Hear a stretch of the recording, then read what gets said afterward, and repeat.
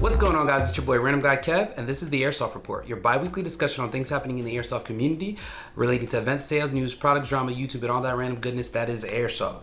The Airsoft Report is sponsored by Overwatch Tactics, a producer of military simulation events at unique locations, high-power Airsoft, the best BBs that's truly enhanced bio, and don't forget to check out AirsoftGI.com and use the code RGK for 5% off your order.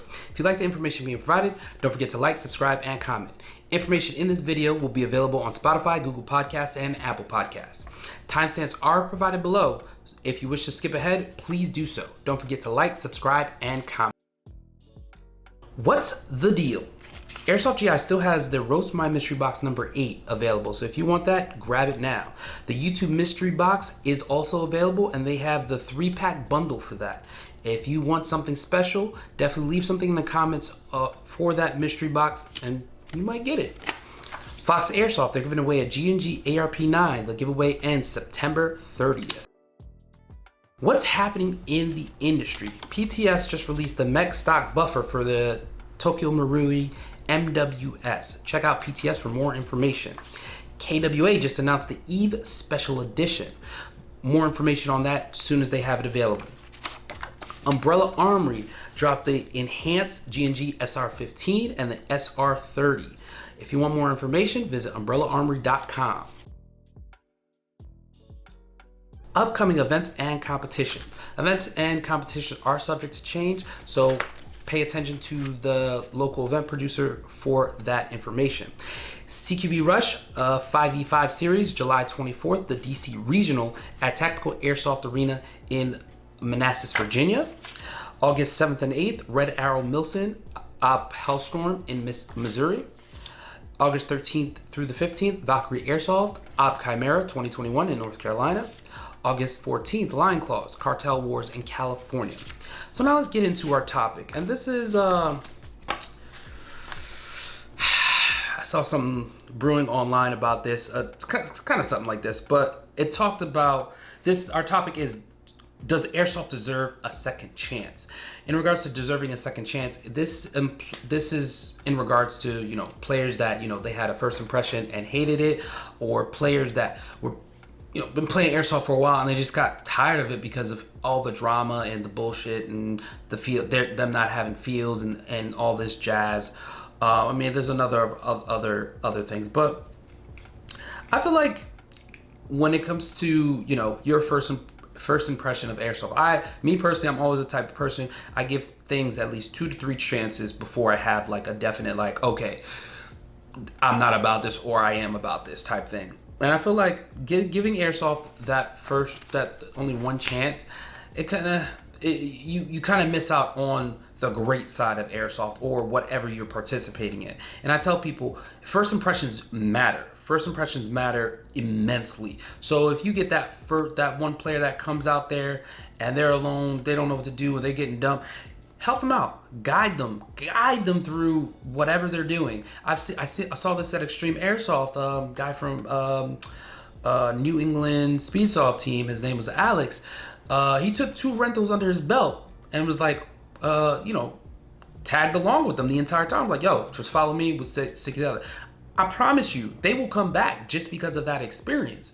They might have gotten shot and whatnot, but he was with them the entire time, motivating them, pushing them forward. And I recorded most of it. It was good.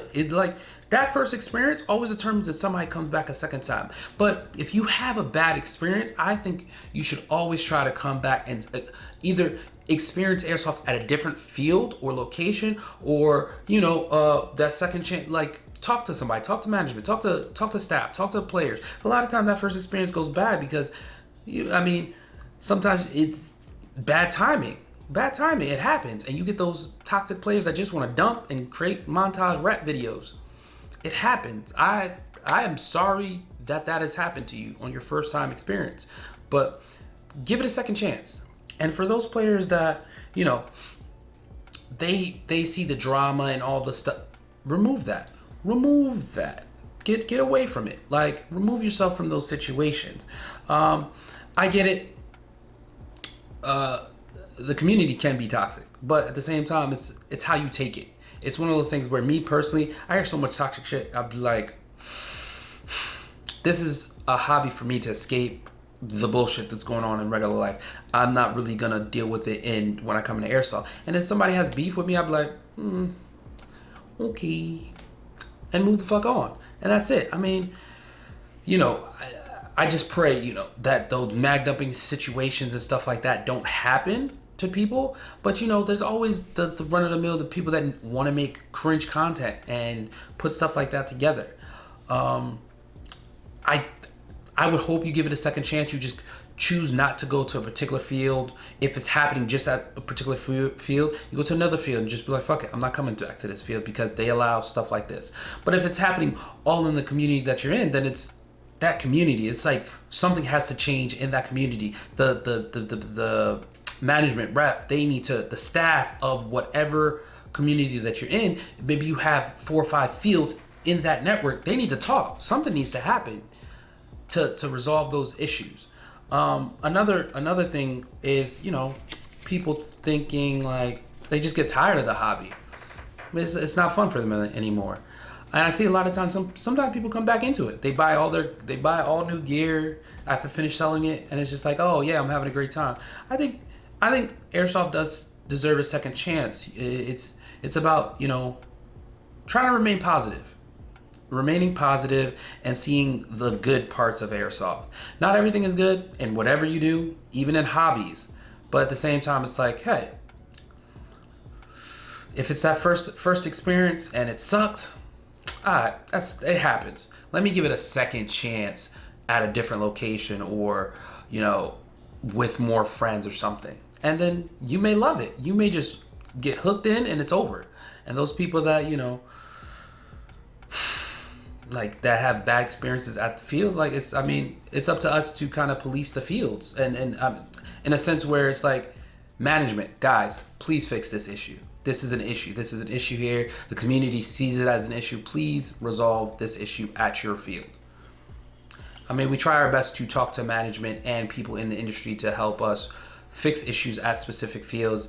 And sometimes it goes over their heads and they don't do anything. And that's when you stop spending your money at those fields. If they don't care, stop spending your money at those fields. But again, I feel like in certain cases, airsoft does deserve a second chance. Let me know your thoughts on that in regards to if it deserves a second chance, depending on where you're coming from, what issues you're experiencing, and things like that. Airsoft Uploads. So I normally try to go for smaller channels when it comes to Airsoft Uploads, but these were really good videos in my personal opinion. US Airsoft, he did 5 banned guns, 5 Airsoft banned guns, and it was like guns that can't be used or are already banned at specific fields because of trailer videos that came out for it. And some of those guns, I personally like the Airsoft Innovation Flak 5 and Flak 10. I think that's cool. It's kind of like a shotgun. But it's going to be banned at a couple fields. Even the G&G Speed Soft gun, I knew that was already banned at a bunch of fields, and it was like, they called it that just for appeal. And it's sold, it's selling, and people, it feels like people use it anyway. Airsoft GI, they did the Perun MOSFET video. I sent them those Perun MOSFETs. I think it was very educational personally for me. I don't know much about MOSFETs. I don't know much about the internals. That's why I sent them the MOSFETs. I'm like, guys, help me understand. And Sissel did a great job explaining just the basics of MOSFETs and the Perun lineup. And I think you guys should all check that out. Desert Fox event. I said Desert Fox Airsoft. Him and Josh Warren and Leah, they did the Vice filming video, and he did kind of like a behind the scenes thing, which I thought was pretty cool because there's so much that goes on at Milsom West, and I figured they wouldn't catch all the footage, but it was great that they were, again, if you haven't seen that Vice film, you should definitely check it out.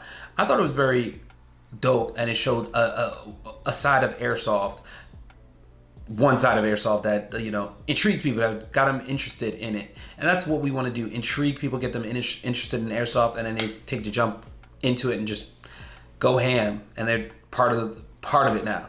So yeah, if you have any Airsoft videos I should be watching, please leave them in the comments so I can check them out at some point in time.